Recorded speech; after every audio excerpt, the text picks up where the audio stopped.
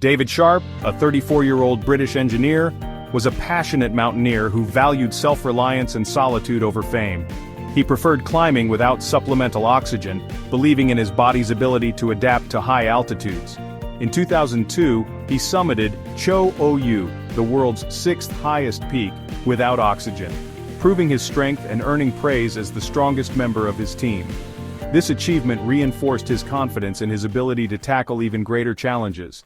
David's first attempt on Everest came in 2003 as part of a British-led expedition. However, he developed severe frostbite just 650 feet or 200 meters below the summit and was forced to turn back. He later lost some of his toes, which he blamed on using cheap boots.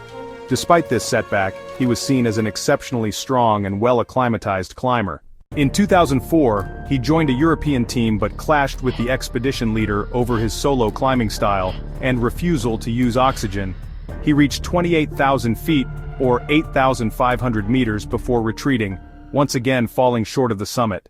In 2006, David returned to Everest, this time booking a budget-friendly expedition with Asian trekking for $6,200, avoiding the costly Western-guided teams. By late April, he was at Everest Base Camp, acclimatizing and preparing for his solo summit attempt.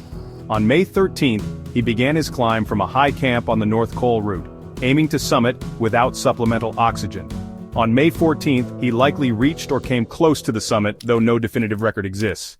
However, during his descent, he became stranded in the Green Boots Cave, a shallow overhang named after Tsewang Paljor, a climber who died there in 1996. Exhausted, suffering from frostbite and oxygen depletion, David huddled in the cave wearing his millet mountaineering boots. Over 40 climbers passed David as he lay dying. Some thought he was resting or already dead. A Turkish team saw him alive but in critical condition but could only offer minimal help due to their own limited oxygen and the harsh environment.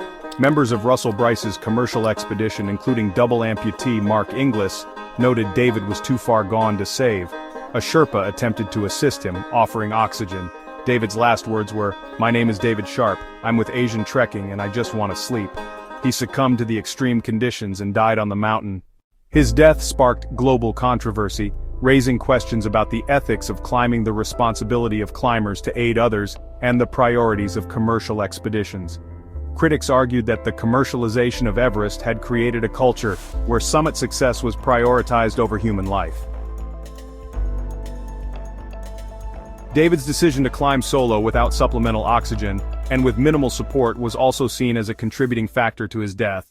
David Sharp's story is one of courage, independence, and tragedy. He climbed for the love of the mountains, not for fame or glory. His death forced the mountaineering community to confront difficult questions about ethics and responsibility in the death zone. While his body remains on Everest, his legacy lives on as a reminder of the risks of high-altitude climbing and the enduring allure of the world's highest peak.